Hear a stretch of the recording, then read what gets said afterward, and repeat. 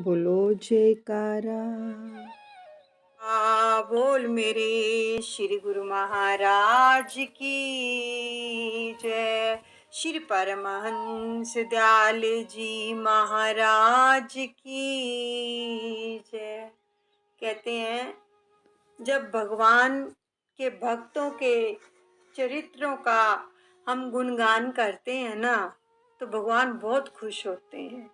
जिस प्रकार माता पिता अपने बच्चों के नाम सुनकर जो वो क्रीड़ाएं करते हैं, उनका वर्णन किसी माता पिता के सामने किया जाता है कि आपके बच्चे ऐसा करते, तो कितने खुश होते हैं। ऐसे ही भगवान के जो भगत हैं, उन्होंने जो भक्ति की है, उसके उनके जब चरित्रों का गुणगान किया जाता है तो भगवान बहुत खुश होते हैं। और भगवान के भक्तों के जो चरित्र हम पढ़ते हैं, उससे हमें क्या मिलता है? भक्ति मिलती है। हमारे अंदर जो है भक्ति दृढ़ होती है, प्रेम दृढ़ होता है। अब कल का जो प्रसंग था मीराबाई जी का, बहुत ही सुंदर प्रसंग ये चल रहा है। ये भगवान की ऐसी भक्ता हुई हैं कि जिनका नाम लेने से ही मन के अंदर एक प्रेम उमड़ आता है, क्योंकि वो प्रेम की मूरत थी मीराबाई जी। उनके अंदर विरहा थी, प्रेम था। ऐसा प्रेम किसी ने नहीं किया जैसे मीराबाई जी ने किया है। तो ऐसे भक्तों के चरित्रों का जब हम रसपान करते हैं ना, तो हमारी आत्मा भी गदगद हो जाती है प्रेमियों। तो कल का जो प्रसंग था मीराबाई जी का, कि उनको श्री कृष्ण भगवान जी की मूर्ति मिल गई थी, वो संत आकर दे गए थे। जो रात को सपने में भगवान ने उनको बोला कि जाओ, मैं जिस कार्य के लिए आया हूँ, अब आगे की जो यात्रा है वो मीराबाई जी की है, मैं उनके लिए आया हूँ। तो उनको वहां जाकर वो मूर्ति देकर आए। तो मीराबाई जी का जो प्रेम था वो प्रगाढ़ होने लगा। साथ ही लेकर सोना कन्हैया को और भोग लगाना। यानी जो मीराबाई जी थी वो कृष्ण प्रेम में डूब चुकी थी। और दूसरी घटना उनके साथ ये हुई कि बारात निकल रही थी, तो मीरा जी की जो दादी सा थी, वो मीरा जी को गोद में लेकर बारात देखने के लिए आई। दूल्हा घोड़ी पर चढ़ा हुआ था और नाच गाना हो रहा था। तो मीरा जी छोटी थी, तो उन्होंने अपनी दादी माँ से पूछा कि दादी माँ, मेरा विवाह किससे होगा? तो अब दादी क्या बोले? दादी ने कहा कि तेरी शादी तो गिरधर गोपाल से करेंगे। तो इसी बात को लेकर जो मीरा थी, जो उनके हाथ में कृष्ण कन्हैया की मूर्ति हर वक्त अपने साथ रखती थी, वो उसको जुदा नहीं करती थी कभी भी, तो उस मूर्ति को उन्होंने अपनी छाती से लगा लिया। तो जब मीरा जी थोड़ी बड़ी हुई तो उनकी शादी मेवाड़ के भोजराज से हुई। पिताजी बोले शादी के समय कि बेटी, दान दहेज तो तुम्हारे ससुर वालों को दे दिया है, तुम अपने मन की बात कहो कि तुम्हें क्या दूं। तो मीरा जी बोली, पिताजी मुझे तो मेरे गिरधर गोपाल दे दो। तो मीरा जी के जब फेरे पड़ रहे थे, तो लोगों को तो ये था कि भोजराज के साथ फेरे हो रहे हैं, लेकिन मीरा जी अपनी गोदी में लेके कृष्ण कन्हैया के साथ फेरे ले रही थी कि मेरी शादी कृष्ण कन्हैया के साथ हो रही है। मेरे तो गिरधर गोपाल दूसरो ना कोई रे, जाके सर मोर मुकट मेरो पति सोई रे।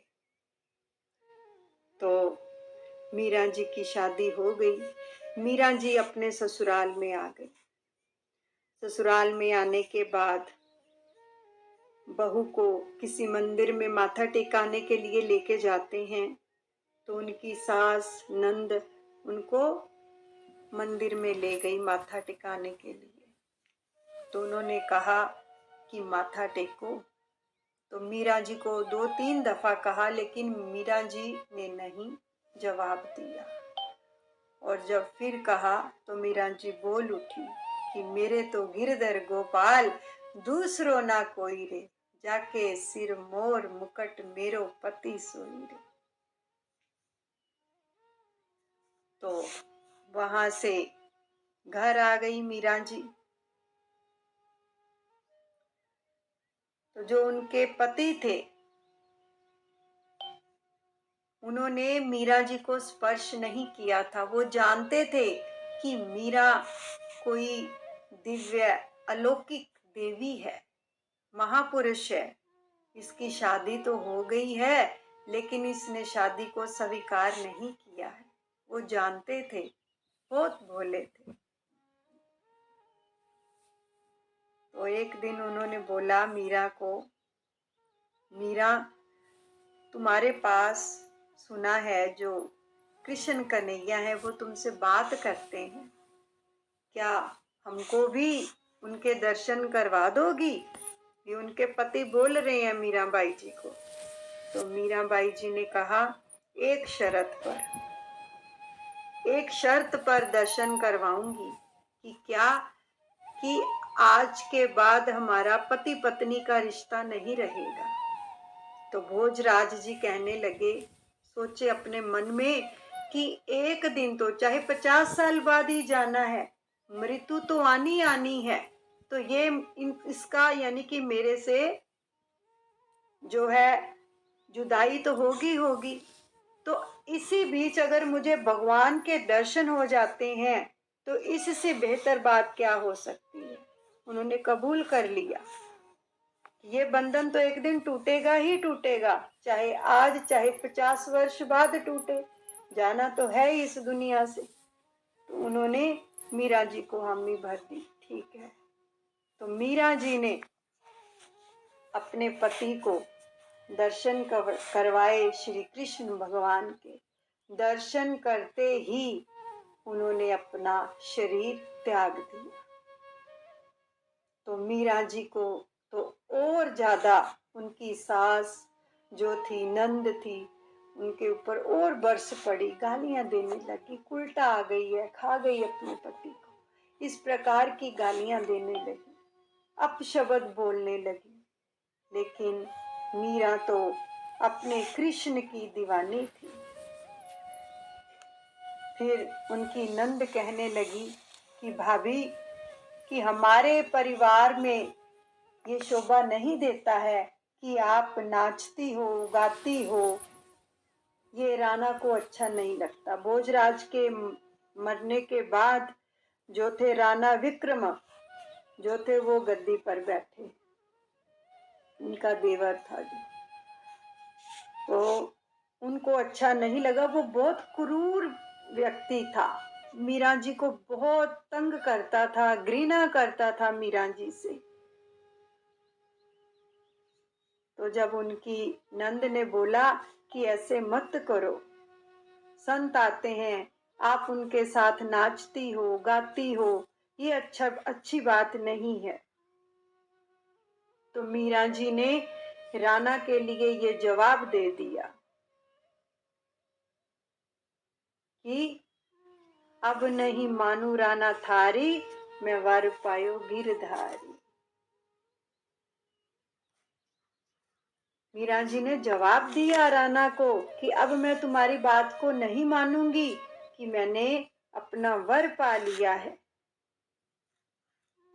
मीरा के प्रभु गिरधर नागर, नटवर नागर नंदा, मैं वर पायो गिरधारी। अब नहीं मानू राणा थारी, मैं वर पायो गिरधारी। तो इस बात को लेकर जो राणा था वो क्रोधित हो गया। तो मीरा जी के मारने की उन्होंने रचना रचाई है कि इसको मार ही देना अच्छा है। तो उनके घर के पास एक भूत घर था, जहाँ वो काफी दिनों से, काफी सालों से बंद था, जहाँ पर जो भी जाता था उसकी मृत्यु हो जाती थी। तो मीरा जी को उसमें डाल दिया गया और मीरा जी तो खुश हो गई कि मुझे एकांत मिल गया है। अब और भी ज्यादा, यानी कि मेरे आड़े में कोई नहीं आएगा, मैं और भी ज्यादा भगवान की भक्ति करूं। मीरा रंग गई थी कृष्ण रंग के अंदर।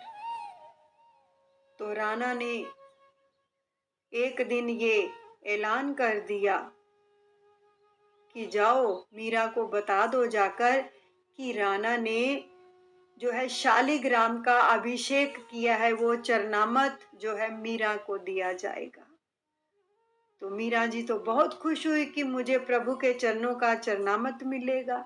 अब इसके पीछे क्या व्यथा थी कि उस जल के अंदर जहर घोटा गया, हलाहल जहर, और वो मीरा जी के लिए भेजा गया एक चांदी के कटोरे में कि मीरा, ये अभिषेक किया है कन्हैया का, ये चरणामृत है। मीरा तो नाचने लगी कि मेरे प्रभु का चरणामृत मुझे मिल रहा है। लेकिन जब उसने ढक्कन खोला तो देखा ये तो जहर है। लेकिन मीरा जी ने वो जहर भी अपने प्रभु का नाम लेकर उसको ग्रहण किया, क्योंकि जहाँ पर प्रभु का नाम आ जाता है वहां पर जहर भी अमृत बन जाता है। तो उसको ग्रहण किया और घटाघट पी गई। और इसका परिणाम क्या हुआ? इधर जहर मीरा ने मेवाड़ में पिया, ये कथा आती है। मीरा ने जहर तो मेवाड़ में पिया, लेकिन द्वारिका में जो भगवान कृष्ण विराजमान थे, झाग उनके मुंह से निकली, जहर इधर पिया गया। इतना देखो कितना उनके साथ मीरा का संबंध था, कितना प्रेम था मीराबाई जी का, कि जहर यहाँ पिया गया और झाग द्वारिका में आई। और मीरा जी के सामने जो मूर्ति विराजमान थी वो काली हो गई। इतना भयंकर जहर दिया गया था मीराबाई जी को। फिर मीराबाई जी ने कहा, राणा जी जहर दियो हम जानी, कि मुझे पता है आपने मुझे जहर दिया है। सब संतन पर तन मन वारू, चरण कमल लिपटानी, राणा जी जहर दियो मैं जानी। मीरा के प्रभु राख लिए हैं इस दासी की जानी, राणा जी जहर दियो मैं जानी। तो फिर उसके बाद मीरा जी जब बच गई तो दूसरी ओर उसने एक और चाल चली। क्या? कि दिवाली के ऊपर उसको भेंट के अंदर कोबरा नाग भेजा गया पटारे में डालकर, कि ये दिवाली की भेंट है, गहने हैं। और जब मीरा जी ने उसको खोला तो कोबरा नाग आ गए। तो मीरा जी क्या कहती हैं कि प्रभु आज इस रूप के अंदर आए हो, गले लगा लिया। लोगों ने कहा मीरा को डस लेगा नाग, लेकिन जो खुद प्रेम में रंगा पड़ा होगा उसको कौन डस सकता है। तो इस प्रकार से नाग से नारायण बन गए प्रभु। ये मीरा जी की ऐसी भक्ति। हमें भी ऐसे प्रेमियों से यही विनती करनी चाहिए, यही प्रेरणा मिलती है, और अपने प्रभु से प्रार्थना करनी चाहिए। क्या? सानू मीरा वाली लगन लगा दे, तेरा केड़ा मुल लगदा, साडे सुते हुए भाग जगा दे, तेरा केड़ा मुले लगदा वे मैं तेरी तेरी, वे मैं तेरी तेरी तेरी तेरी वालिया, रख ले तू दास जान के, वे मैं मलिया दुआरा तेरा आन के, रख ले तू दास जान के, वे मैं तेरी तेरी तेरी हारा वालिया, रख ले तू दास जान के।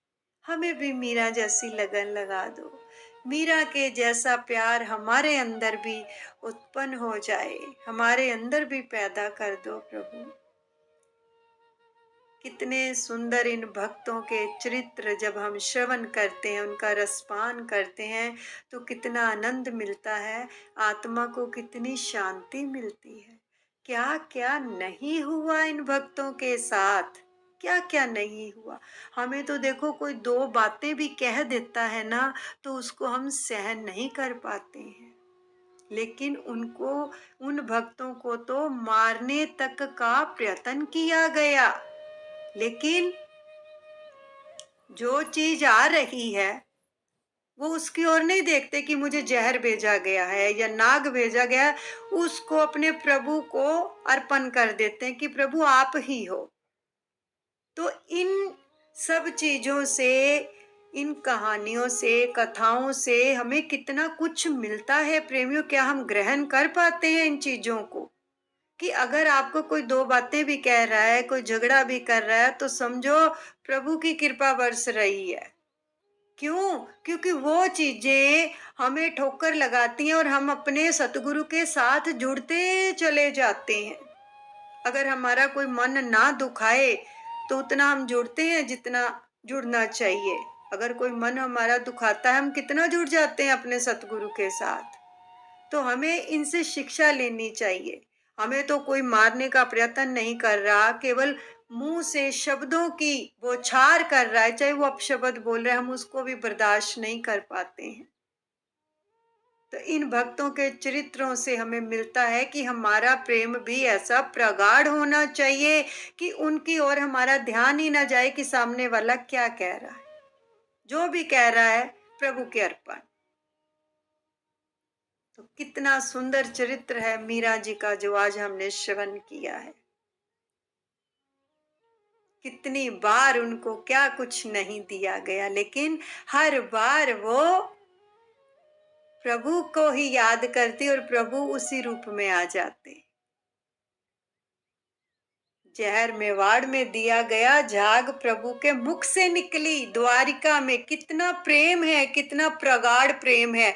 ये प्रेम कब उत्पन्न होता है? जब हमारा हृदय शुद्ध होता है, जब हमारे हृदय के अंदर केवल और केवल अपने प्रीतम के सिवा और कुछ नहीं होता, तब ये प्रेम प्रगाढ़ होता है। इसलिए हमें ऐसा बनना है, इन भक्तों के जैसा। कम से कम सीख सकते हैं, कोशिश कर सकते हैं कि प्रभु हमारे अंदर भी ऐसा प्रेम भर दो ना, ये जीवन तुम्हारे लेखे लग जाए, एक एक श्वास आपके लेखे लग जाए। तो इसलिए प्रेमियों अपने सतगुरु से हमेशा दुआ करें कि प्रभु हमें अपने प्रेम के रंग में रंग दो। जैसे मीरा को रंगा, राधा को रंगा, नरसिंह भगत को रंगा। ऐसा प्रेम करो अपने प्रीतम से कि वो धोड़ा चला आए। जब भी हम पुकारें तो प्रभु धोड़े चले आए। ऐसा प्रेम हमें पैदा करना है अपने अंदर। बहुत कुछ मिलता है इनके चरित्रों से। जब हम इनका रसपान करते हैं हमें प्रेम उमड़ता है। मीरा जी तो रंगी पड़ी थी अपने कन्हैया के प्रेम में। जिस दिन ऐसा रंग चढ़ गया ना, सच में उस दिन हमारा कल्याण हो जाएगा। इसलिए समय बहुत थोड़ा है हमारे पास और काम बहुत ज्यादा है। दादा गुरुदेव जी के वचन है, इसलिए किसी चीज को अपने दिल पर ना लेते हुए केवल और केवल अपने सतगुरु की बातों को, उनके वचनों को दिल पे लेना है, उनको दिल में बैठाना है, उनको विराजमान करना है। तभी उनका प्रेम हम पा सकेंगे, तभी उनकी प्रसन्नता के पात्र बन पाएंगे, जब हृदय को शुद्ध कर लेंगे। बाकी का चरित्र कल सुनाया जाएगा। और आज आपको एक लीला और हुई है जो बता देते हैं कि जो दादा गुरुदेव जी के आशीर्वाद से सबको बताया गया था कि सुबह उठते ही जैसे ही आप अपने रसोई गृह में जाते हैं तो सबसे पहले रसोई की चौखट को माथा टेक कर जयकारा लगाकर अंदर जाना है और रसोई गृह को ब्लेस करना है और नाम का जाप करना है।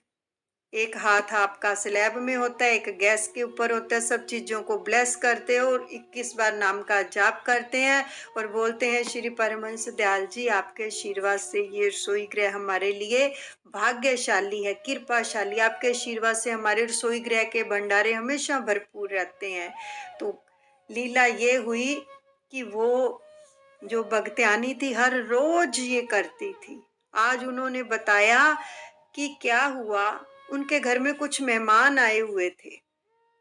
थोड़े दिन पहले मेहमान आए हुए थे तो उन मेहमानों ने बोला कि आपके रसोई गृह से गैस की स्मेल आ रही है।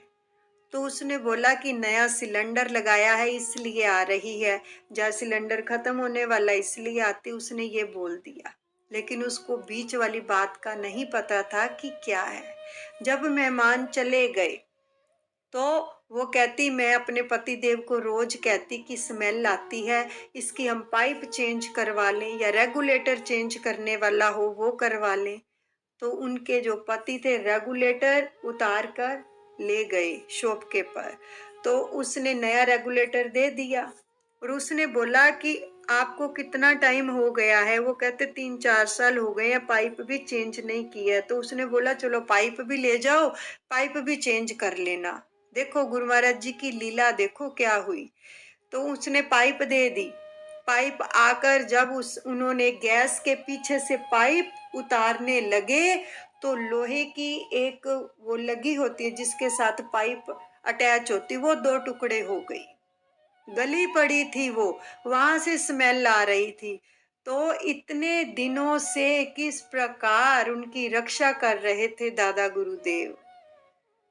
तो वो हैरान रह गई कि अगर ये 2 टुकड़े हुई जुड़े हुए थे बस साथ में, सिर्फ इतना हिलाया और वो दोनों टुकड़े नीचे गिर गए, पाइप अलग हो गई। तो वो कहने लगी कि हम शुक्र करते हैं अपने सतगुरुदेव भगवान का कि अगर गैस पर खाना बनाते बनाते ये पाइप छूट जाती तो क्या हाल होता। सोचो जरा, क्योंकि गैस का फ्लो तो आता ही है ना पीछे से। तो अगर वो वहां से टूट जाती तो क्या होता। ये है किसी को ब्लेस करने का परिणाम। जब हम किसी को ब्लेस करते हैं, नाम का जाप करते हैं, वो सामने वाली चाहे जो वस्तु है संजीव है चाहे निर्जीव है, वो आपको वहां से आशीर्वाद मिलता है। आपने उसको बोल दिया ना रसोई गृह को, गैस को, कि आप मेरे लिए कृपाशाली हो, आप मेरे लिए भाग्यशाली हो, तो वो ब्रह्मांड में जाते हैं शब्द, ये संदेश, और वही ऊर्जा लेके आते हैं। वो आपके लिए कृपाशाली और भाग्यशाली का ही आशीर्वाद लेके आते हैं। तो इस प्रकार से हमारी रक्षा होती है। इसलिए कहा जाता है ना कि अपनी वाणी से अच्छे शब्दों का हमें उपयोग करना है, सदुपयोग करना है, अच्छे अच्छे शब्द निकालने हैं, गलत शब्द नहीं। तो इसलिए जितने भी अभी प्रेमी सुन रहे हैं, जरूर सुबह उठते ही अपने रसोई गृह को ब्लेस किया करो। सबसे पहले चाय बनाने से पहले, यानी कि गैस को यूज करने से पहले उसके ऊपर हाथ रख के नाम का जाप किया करो। हर चीज को, आपकी रसोई गृह में कितना कुछ पड़ा होता है, ओवन पड़ा होता है, मिक्सी पड़ी होती है, जो जो चीजें नजर आती हैं पूरे रसोई गृह को ब्लेस करो। Love you, like you, respect you Shri Paramhans Dayal ji, bless you, bless you, bless you, bless you. आप मेरे लिए कृपाशाली हो, भाग्यशाली हो। फिर हाथ रख के नाम का जाप करने के बाद वो चाय पानी वगैरह बनाते थे। तो देखो कितनी रक्षा हुई। ऐसे प्रभु रक्षा करते हैं जब हम उनको हर पल, हर घड़ी, हर क्षण अपने साथ रखते हैं। तो इसलिए ये रसोई गृह की जो परिक्रिया है ये भी यूट्यूब पे डाली गई है, आप उसमें उसको सुन सकते हैं। किस प्रकार से हमने ये साधना करनी है। मेरे दादा गुरुदेव आप सबका मंगल करें। बोलो जयकारा बोल मेरे श्री गुरु महाराज की जय। दयालु श्री परमहंस दयाल जी महाराज की जय।